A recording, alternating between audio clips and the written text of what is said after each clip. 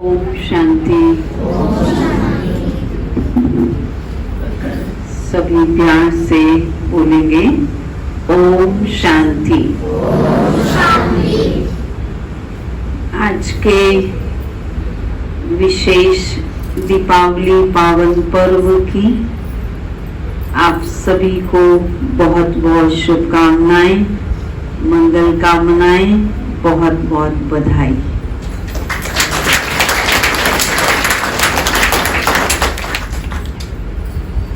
शिव बाबा ने हम सभी बच्चों को ये अलौकिक जीवन दिया है और इस अलौकिक जीवन में हर चीज में अलौकिकता कैसे लानी है वो बाबा ने सिखाया है। तो हर त्योहार को अलौकिक अर्थ को जानते हुए मनाना, उस रूहानियत से मनाना, उस खुशी से मनाना, ये बाबा ने हम बच्चों को सिखाया है। तो वैसे तो हम सभी हर वर्ष दीपावली मनाते ही हैं, बचपन से ही मनाते चले आ रहे हैं, परंतु जब से बाबा के बने और सेवा केंद्रों पर दीपावली की रूपरेखा को देखते हैं तो पहले लौकिक तरीके और अभी सेवा केंद्र पर अलौकिक तरीके से जो मनाते हुए देखते हैं तो जरूर कुछ हमें अंतर दिखाई देता है। कुछ चीजें ऐसी दिखाई देती हैं जो समान होती हैं, जो पहले भी कर रहे थे और अब भी कर रहे हैं। जैसे पहले भी घरों की सफाई करते थे, घरों को सजाते थे, मिठाइयाँ बनाते थे, खाते भी थे, खिलाते भी थे, बांटते थे, नए वस्त्र भी पहन लेते थे, खुशी भी अल्पकालीन मना लेते थे। आज भी वही कर रहे हैं, ये समान है। लेकिन अंतर क्या आ गया है? जो हमारे सोच के अंदर,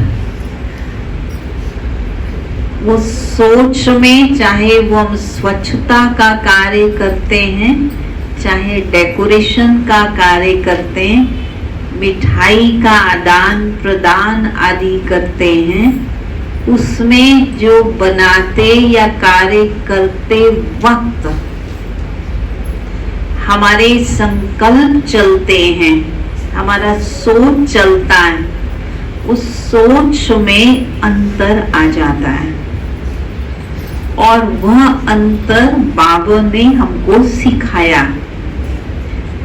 तो बाबा ने क्या बताया? दीपावली मना दीपकों की कतार, दीपकों की लाइन। परंतु बाबा ने हमें ये दीपक, जो अभी तक मिट्टी के दीपक ही जला रहे थे, पर बाबा ने कहा कितने प्रकार के दीपक होते हैं।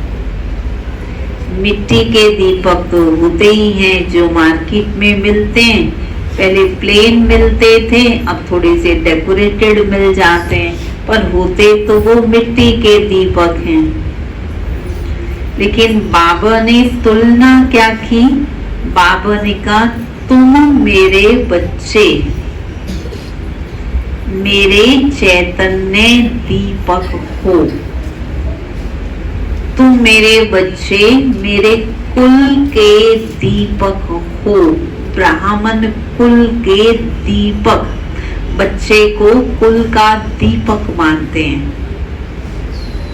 हम इस ब्राह्मण कुल के दीपक, कुल को रोशन करने वाले हैं। हम बाबा की आशाओं के दीपक हैं।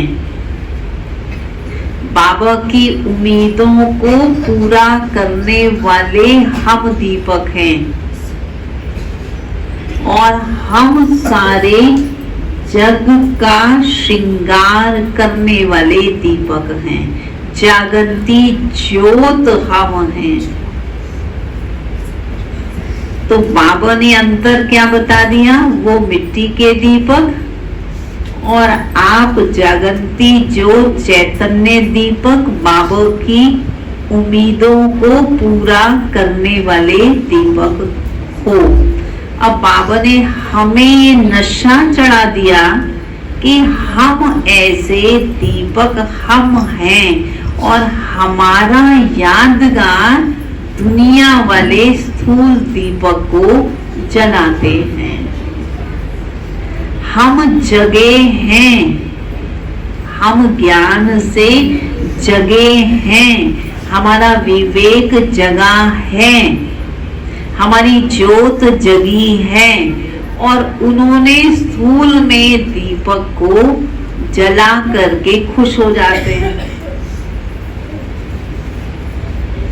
तो ये जो दीपावली है, दीपावली का मतलब अपनी ज्योत जो हमारी कभी कभी परिस्थितियों के वश टिमटिमाती है, आत्मा की ज्योत कमजोर स्थिति के कारण, परिस्थितियों के बोझ या वार के कारण टिमटिमाने लगती है। पर बाबा कहते कि तुम टिमटिमाने वाले दीपक नहीं हो।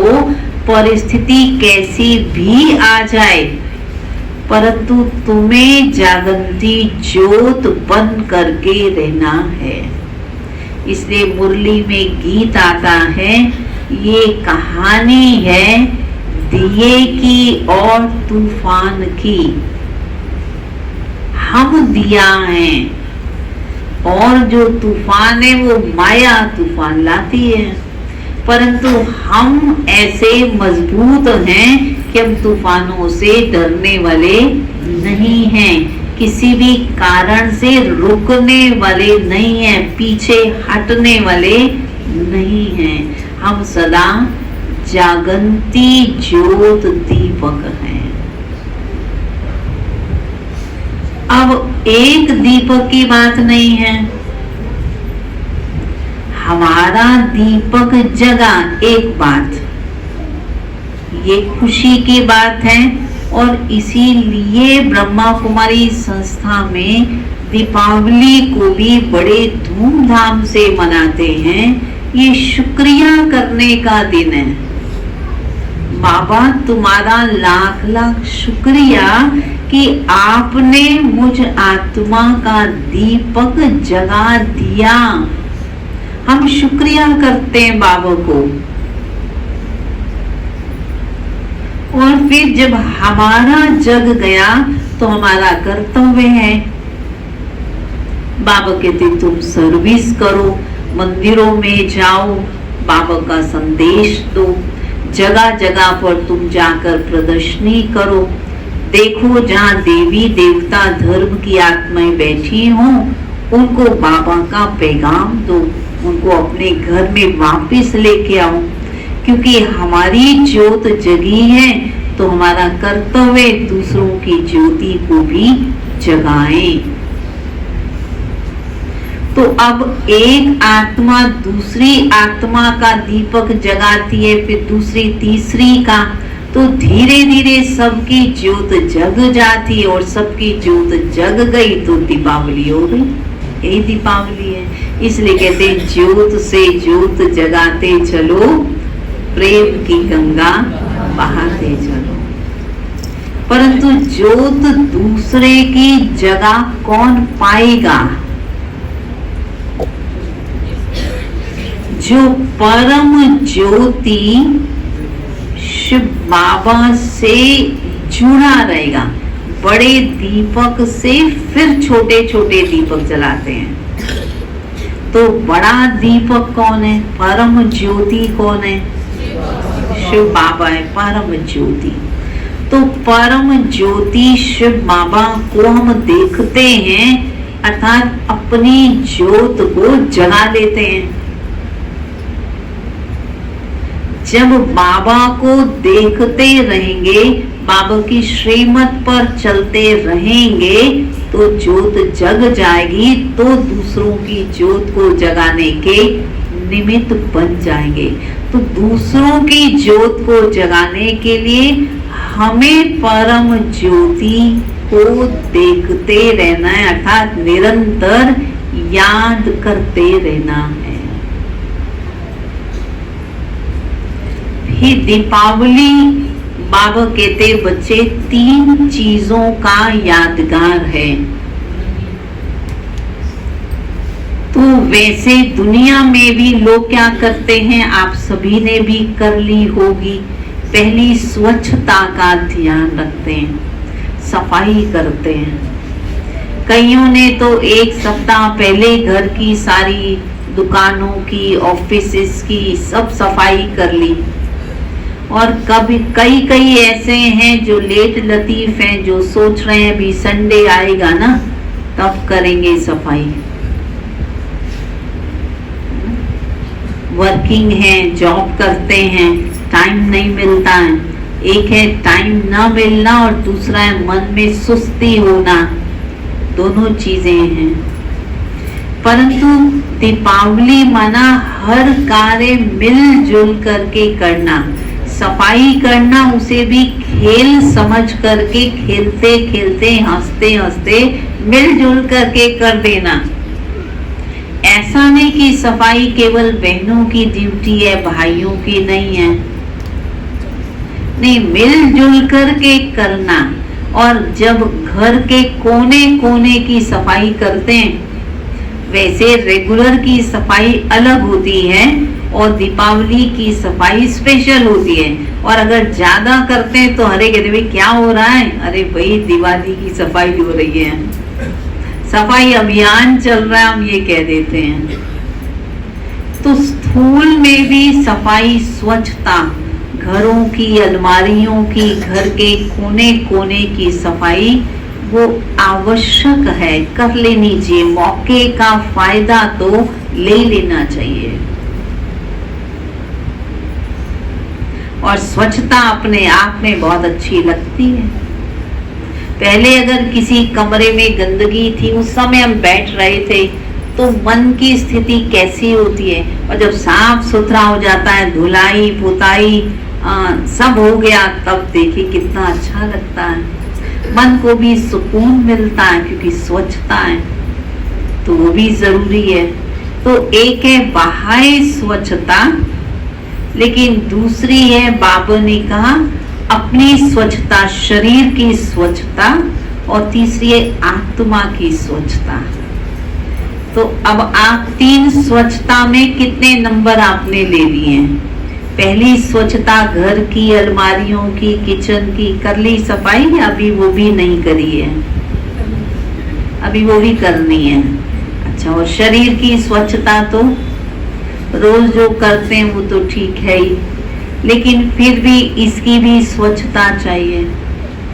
बाबा ने तो ब्राह्मणों को स्वच्छता इतनी सिखाई है, चाहे कितनी भी ठंडी हो तो भी रेगुलर स्नान तो करना ही है, रोज वस्त्र तो बदलने ही है। लेकिन कितनी बाबा ने स्वच्छता सिखा दी हमें। ऐसे ही तो महालक्ष्मी स्वरूपा नहीं बन जाएंगे। एक दुल्हन बनती है, उसको भी कितना स्वच्छ साफ रगड़ रगड़ के, कभी हल्दी तो कभी साबुन, कभी ये ओटन, अभी आटन, पता नहीं क्या क्या करके उसको साफ करते हैं दुल्हन बनाने के लिए।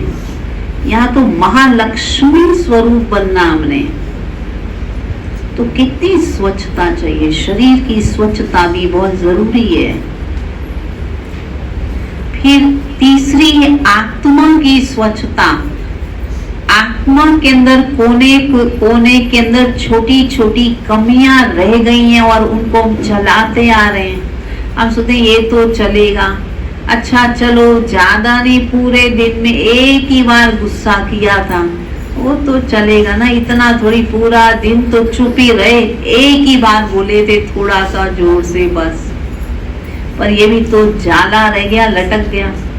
आपने सोचो बहुत अच्छी सफाई कर ली, आपने बहुत अच्छी सफाई डेकोरेशन कर ली और मेहमान आ गए, और जैसे ही मेहमान आए तो साथ में थोड़ी सी देर में कॉकरोच भी आ गया इधर उधर से, तो उस समय कैसा लगता है अंदर में, अरे हमने तो सारी सफाई करी थी, ये कहां से आ गया।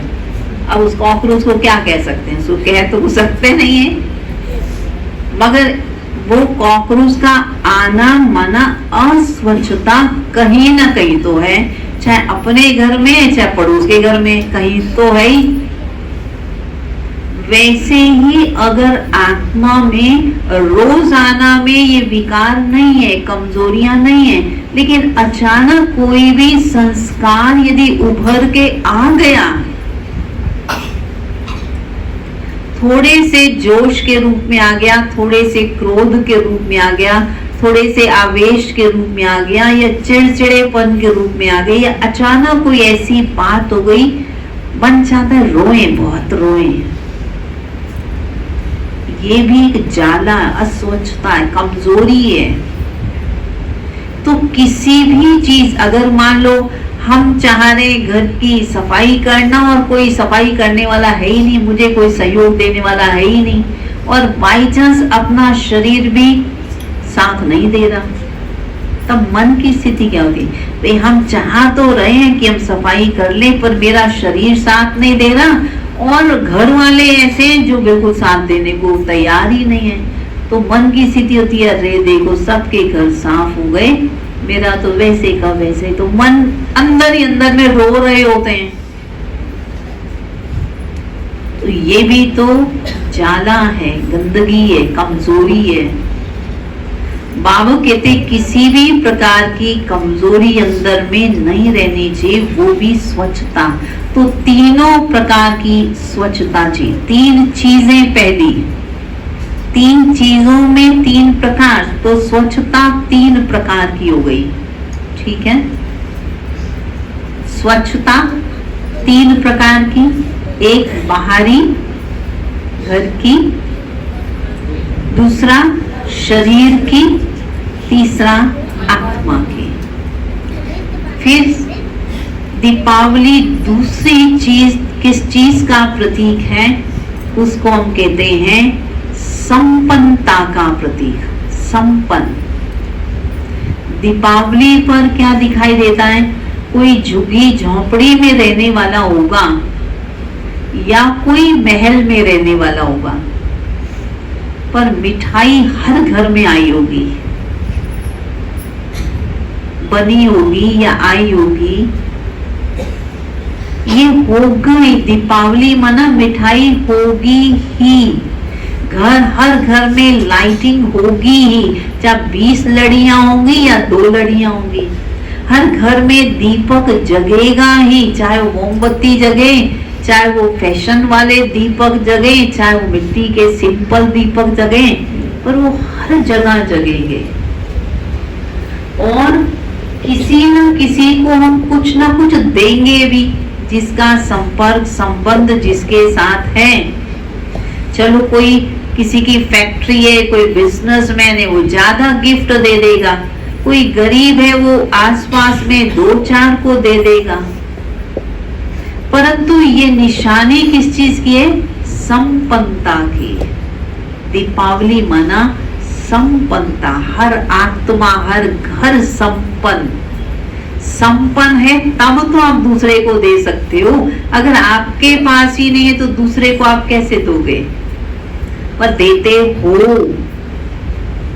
तो एक संपन्नता है भौतिक साधनों की, भौतिक चीजों की, लेकिन दूसरी संपन्नता बाबा ने सिखाई ज्ञान की संपन्नता। पहले हमें ज्ञान का कुछ नहीं पता था, नहीं पता था मैं आत्मा हूं, नहीं पता था आत्मा 84 जन्म लेती है, ये भी ज्ञान नहीं था कि हम कभी देवी देवता थे। कितना कितनी ज्ञान की बातों को बाबा ने हमें स्पष्ट किया है। हमको ज्ञान से एकदम संपन्न, कोई कहीं से प्रश्न हमसे पूछे, हर प्रश्न का उत्तर हमारे पास है, क्योंकि हम ज्ञान से संपन्न हैं, भरपूर हैं। और तीसरा है योग द्वारा शक्तियों की संपन्नता। जितना हम योग लगाते हैं उतना आत्मा शक्तियों से संपन्न बनती जाती, अनुभव बढ़ता जाता है। योग से क्या हुआ? परमात्मा की समीपता का अनुभव हुआ। योग से हमें योग की गहराई का अनुभव हुआ, बाबा से सर्व संबंधों का अनुभव हुआ, विघ्नों को समाप्त करने का अनुभव हुआ। कैसे विघ्न आए और मैंने योग की ताकत से विघ्न को समाप्त कर दिया, भगा दिया। तो इसमें भी संपन्नता भी तीनों प्रकार की चाहिए। एक भौतिक संपदा, माना धन धान्य से भी संपन्न, वो भी चाहिए। दूसरा ज्ञान धन से संपन्न, वो भी चाहिए। और योग की शक्तियों से, वरदानों से संपन्न, वो भी चाहिए। तो दूसरी निशानी दीपावली संपन्नता का यादगार है। और तीसरी निशानी संपूर्ण। संपूर्ण किसकी पूजा करते हैं? महालक्ष्मी की। महालक्ष्मी भी साधारण ही, 4 भुजा वाली महालक्ष्मी की, अधूरी 2 भुजा वाली की भी नहीं, 4 भुजा वाली, और वो भी महालक्ष्मी। चारों भुजाओं में 4 अलंकार उसके हाथ में होते हैं, उसकी पूजा करते हैं। संपूर्ण स्थिति, परफेक्ट स्थिति का यादगार पर्व है। और हर प्रकार से परफेक्ट, हर चीज में परफेक्ट। देखिए आज शरीर में कोई परफेक्ट है, उसको मिस इंडिया, मिस यूनिवर्स ये कहते हैं ना। परफेक्ट शरीर के लिए 1 इंच भी कहीं से ज्यादा या कम नहीं, वो परफेक्टनेस, वो शरीरों की बात होती है। और यहाँ बाबा परफेक्टनेस जो हमको ला रहे हैं, हर चीज में परफेक्ट, हर चीज में एक्यूरेसी। अगर मान लो ये भी देखिए डेकोरेशन की लड़ियां भी लगाई है ना, इसमें एक्यूरेट, एक ही कतार, एक ही लाइन जो सुंदर लगे, ऐसे नहीं कहीं भी लगा दिया। अभी चित्र यहाँ लगे हुए हैं तो कोई ऊपर लगा दे, कोई नीचे लगा दे, कोई टेढ़ा लगा दे, ऐसे नहीं। सिमेट्री एकदम आप देखेंगे, डिस्टेंस बराबर, हाइट जो है नाप के सब बराबर, ये परफेक्टनेस की निशानी है। आप कपड़े कैसे पहनते हैं, हर चीज को परफेक्ट। अभी बहनें साड़ी पहनती हैं तो पल्ला आप देखिए एकदम सेट होता है ना, परफेक्ट चीज।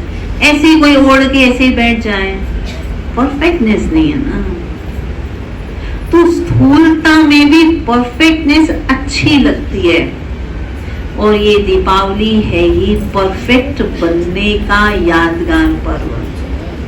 हमें जब हर चीज परफेक्ट, अभी खाना हमारे आगे बने, मिठाई बने, हमने कहाँ की मिठाई अच्छी, बाबा के बच्चों को क्या लगता है कहाँ की मिठाई अच्छी? अग्रवाल स्वीट अच्छा, हल्दीराम अच्छा, कौन सा अच्छा? हल्दीराम अच्छा, नजदीक में इसलिए। हाँ कौन सी? हाँ देखिए, जिन्होंने हल्दीराम का वो पास हुए या फेल हुए, बाबा ने कहा जो अपने हाथों से, पवित्र हस्तों से बाबा की याद में बनाई गई, बाबा की याद के वाइब्रेशन उसमें डाले गए, वो परफेक्टनेस। हाँ आदान प्रदान के लिए तो ठीक है, जो हमको अच्छा लगता है या जो जिनको देना है उनको क्या अच्छा लगेगा वो भी देखना पड़ता है, उसमें कोई हर्जे वाली बात भी नहीं है। क्वालिटी को तो हमेशा देखते ही आए हैं, परंतु परफेक्टनेस तो बाबा कहते तुम्हें बनना है 16 कला संपूर्ण, सर्वगुण संपन्न, 16 कला संपूर्ण, संपूर्ण निर्विकारी, मर्यादा पुरुषोत्तम, डबल अहिंसक, डबल ताजधारी। ये है संपूर्णता की निशानी। तो अब संपूर्णता माना खाली एक दीदी देवी बनेगी बस, या एक दादी देवी बनेगी बस, बाकी हम खाली आरती करेंगे, या हम खुद महालक्ष्मी स्वरूपा बनेंगे। हर एक को याद रखना है, मैं महालक्ष्मी स्वरूपा हूँ, मैं खुश नसीब आत्मा हूँ, बाबा मेरी खुश नसीबी बढ़ाने आए हैं। तो इन 3 चीजों का यादगार पर्व है दीपावली। ठीक है, क्लियर हुआ? हमें अब क्या करना है, हम क्यों इतना धूमधाम से मनाते हैं? संगम युग क्या है? संगम युग दीपावली नहीं है, सुने ध्यान से। संगम युग दशहरा है। यहां हम अपने अंदर के रावण को मार रहे हैं।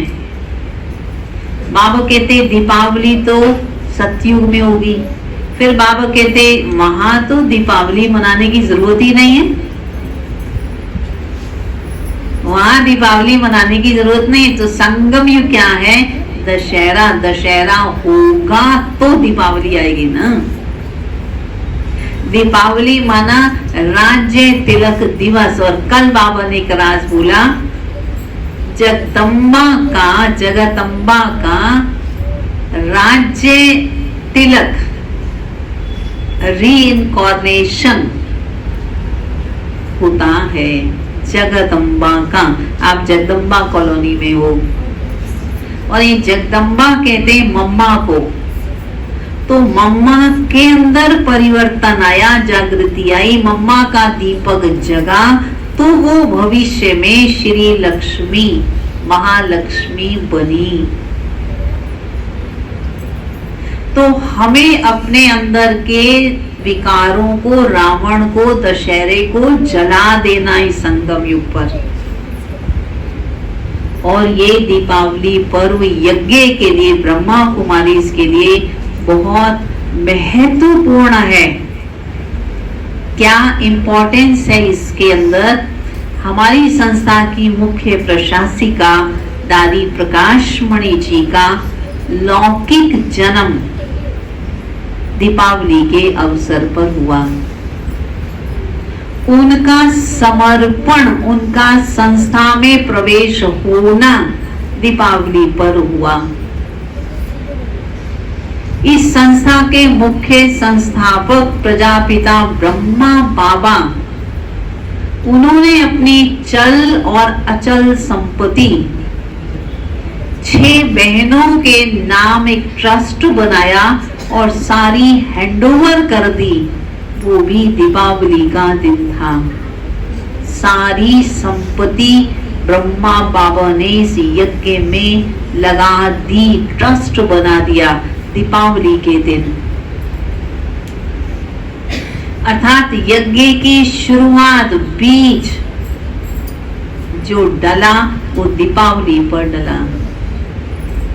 और बड़ी बड़ी जो आज हमारी दादियां पिलर्स हैं, वो सब दीपावली के अवसर पर आई।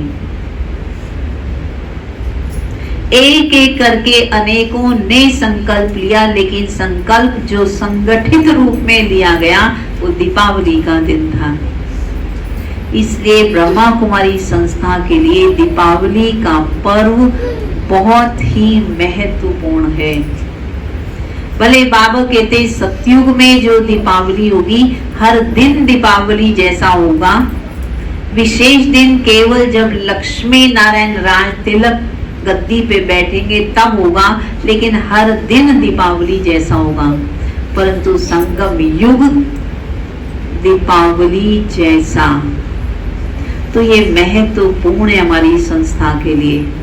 इसलिए चाहे मधुवन पांडव भवन हो, चाहे शांति वन हो, ज्ञान सरोवर हो, सब बहुत ज्यादा सब लाइटिंग की जाती है, बहुत सुंदर सजाया जाता है, दादियों को याद किया जाता है जिनके आधार से चल रहे हैं। किसी संस्था के अंदर एक गुरु होता है, उस गुरु का जन्मदिन देखिए कितना धूमधाम से कितने दिन तक मनाते रहते हैं। यहाँ गुरु की बात नहीं, यहाँ तो गुरु ब्रह्मा बाबा और इतनी सारी दादियां, सबका एक साथ अलग अलग विशेषताओं के साथ ये दिन। गुलजार दादी खास दीपावली के दिन ही इस यज्ञ के अंदर आई और वो भी वंडरफुल तरीके से उनकी लौकिक माँ जब लेकर के आई। लौकिक माँ एक छोटी सी बच्ची को लेके आना चाहती है, पर उनके परिवार वाले नहीं छुट्टी दे रहे, तो छत से ऊपर, छत से नीचे रजाई डाली, फेंकी और ऊपर से बच्चे को डाला और फिर कूद करके कई सीढ़ियां कूद कूद के वो ऑलराउंडर दादी आई और बच्ची को तब वो सेंटर पर लेके आई। वो भी दीपावली का दिन। भगवान का जो दूसरा रथ तैयार होना था वह भी दीपावली के दिन। तो इसलिए बहुत महत्व है इस संस्था के अंदर दीपावली का। इसलिए हमें हर प्रकार के महत्व को समझते हुए दीपावली को अलौकिक तरीके से मनाना है। भले लौकिक तरीके से जैसे हम सजाते करते आ रहे हैं वो भी भले करें, क्योंकि हम समाज में रहते हैं, समाज के तरीके से भी हम करते हैं, वो करना चाहिए। परंतु हर चीज में सोच में ये आ जाए कि मेरे हर कृत्य में सबको सुख देना हो। मिठाई बांटनी है तो भी सुख देने के लिए, सजावट करनी है तो भी सुख देने के लिए, कार्य करते भी चिड़चिड़े रहे तो उस दीपावली का कोई फायदा नहीं है। इसलिए मुस्कुराएं, खुश रहें, खुश नसीबी को बढ़ाएं, खुशी को बांटें। मिठाई दें जरूर, आदान प्रदान जरूर करें, पर विद हैप्पीनेस। इसलिए हम जब किसी को दीपावली के दिन मिलते हैं तो पहले हैप्पी दीपावली, हैप्पी दिवाली, पहले हैप्पी कहते हैं, पर पहले खुद तो हैप्पी हूँ तब तो हैप्पी दीपावली। और एकदम मायूस से होकर कहते हैं हैप्पी दीपावली, नहीं, उसका कोई फायदा नहीं होता। इसलिए सदा हैप्पी रहें और सदा सबको सुख दें। इन्हीं शुभ भावनाओं के साथ पुनः आप सभी को दीपावली की बहुत बहुत शुभकामनाएं, मंगल कामनाएं और बहुत बहुत बधाई।